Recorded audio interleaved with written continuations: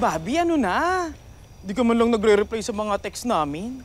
Pasensya na, ang daming ganap eh. Si Lola pala, kamusta? Ayun, iniwan namin sa bahay kasama yung caregiver.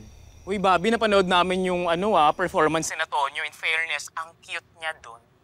Parang di naman. Like, parang sakto lang. Mas cute si Jared. Ang galing sumayaw. Ang sarap kurutin. Cute-cute niya. Oo nga eh, nagulat nga rin ako kanina. Alam mo, masaya palang kasama yan si Jared. Hindi toxic. Aba, Bobby, nakakadami na ng pogi points yan si Jared sa'yo, ha? Oo nga eh, gwapo, matangkad, magaling sumayaw. O, di ba? Ang daming check. Ba't parang kinukumbinsi mo yung sarili mo, Bobby? Eh kasi nga, kahit maraming check si Jared, si Tonyo pa rin yung laman ng puso niya, no? Uy, hindi ah. Tumigil nga kayo. Ay nako, basta Bobby, i-enjoy mo lang yan. Darating yung araw na kailangan mong mamili sa dalawa. Yung taong maraming checks? O yung lalaking laman ng puso mo? Aha. Sige na, dyan na nga kayo. Bye! Galing natin doon. Galing natin parang host! Pwede tayo maging host. Di ba? Tara na nga, rumondo na tayo. Ay, sakit mo pa ako. Tara na.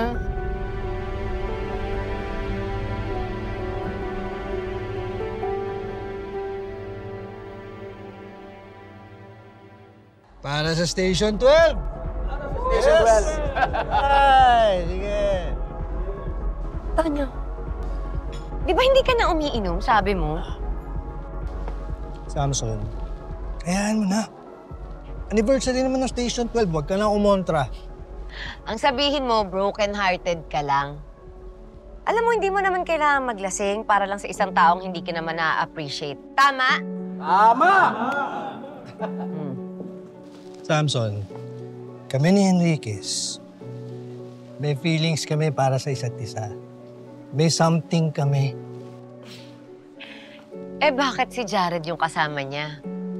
Tsaka, uy, ang tanda-tanda mo na para sa something-something na yan, ha?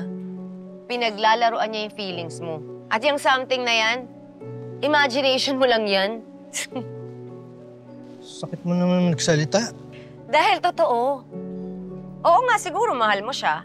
Pero ikaw, hindi ka niya mahal. Kasi kung talagang mahal ka niya, hindi ka niya hayaang maging ganyan.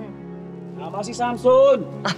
O kaya tumagay tayo hindi para sa Station 12, kundi para sa pag-ibig na hindi tayo pahihirapan! Para sa pag-ibig na hindi tayo parang